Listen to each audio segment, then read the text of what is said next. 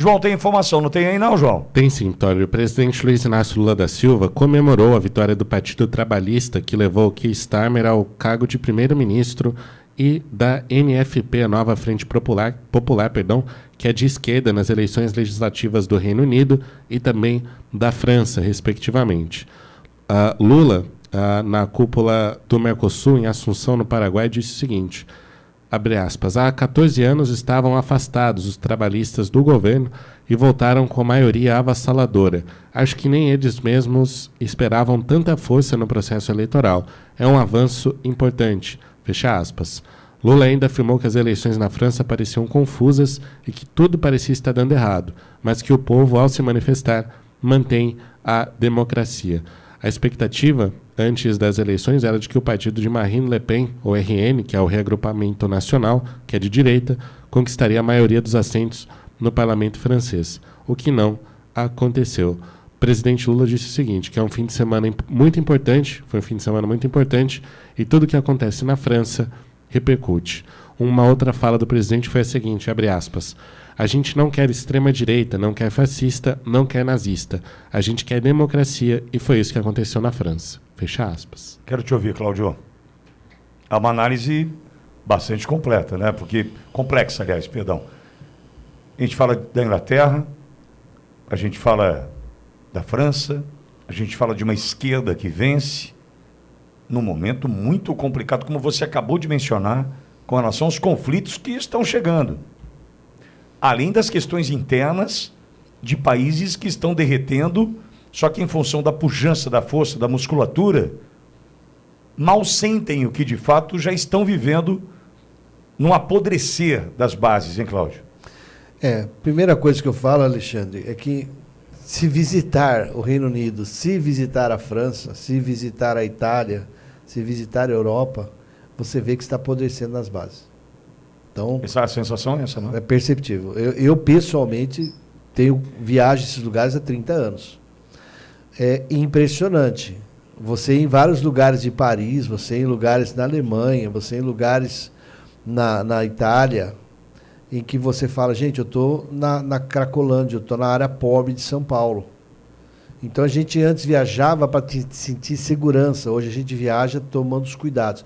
Óbvio que continua sendo o primeiro mundo, óbvio que as estruturas sociais são muito mais estruturadas, organizadas, transparentes e operacionais do que as nossas.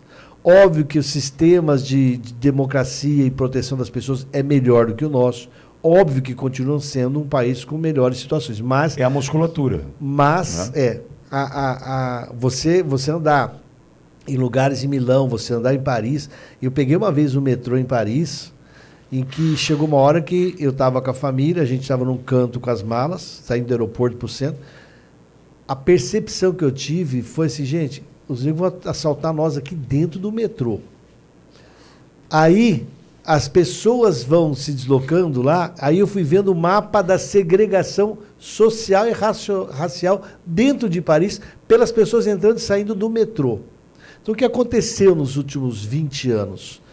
A Europa sente muito forte essa chegada de estrangeiros que não querem adequar-se à cultura europeia. Os europeus sabem que o Império Romano, 2000 anos atrás, sucumbiu às chamadas invasões bárbaras. Quem eram os bárbaros? É o pessoal hoje que a gente chama de Alemanha, o pessoal que a gente chama de Escandinávia, o pessoal que a gente chama de norte da Europa.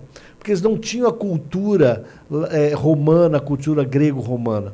Então, a mudança cultural está gerando esse conflito interno. Mas tem outra coisa, Alexandre. Além da crise que é normal, o diferente assusta, tanto para quem chega e como para quem recebe, a democracia permite que as pessoas votem e votem segundo os seus interesses. Isso é democracia.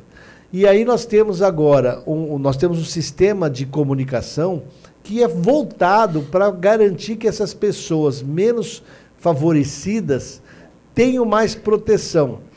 Ou seja, a Revolução Socialista proposta há mais de 100 anos na Rússia, que tem manual, tem método, tem estruturação, está sendo implantada até hoje. Qual é o roteiro final? Eu sempre falei e vou repetir.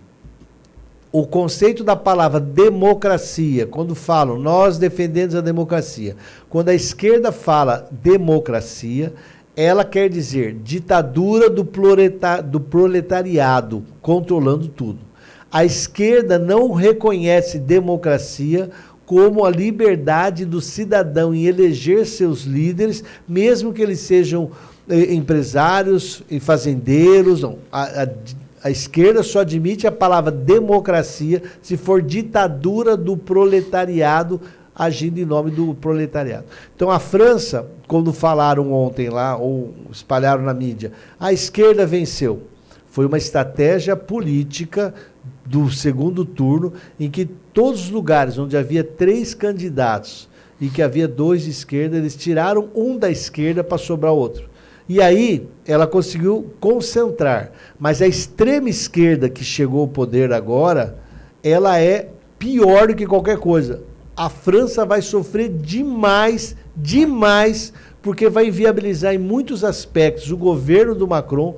Essa extrema esquerda não aceita o Macron, não concorda com o Macron, e aí o Macron agora ficou esmagado dentro do parlamento francês pela direita e pela extrema esquerda. Não melhorou a vida para o Macron e não vai melhorar a vida para o francês.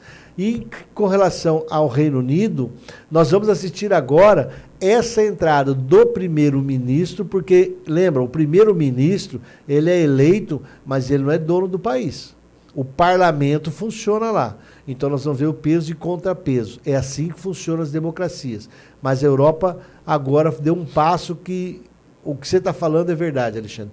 A situação de estragar a musculatura está enfraquecendo socialmente a Europa. Paris é uma vergonha, vou ser bem sincero. Apodrecendo na Por isso que eles vão, a hora que perceber...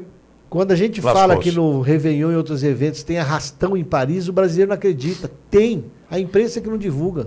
É impressionante.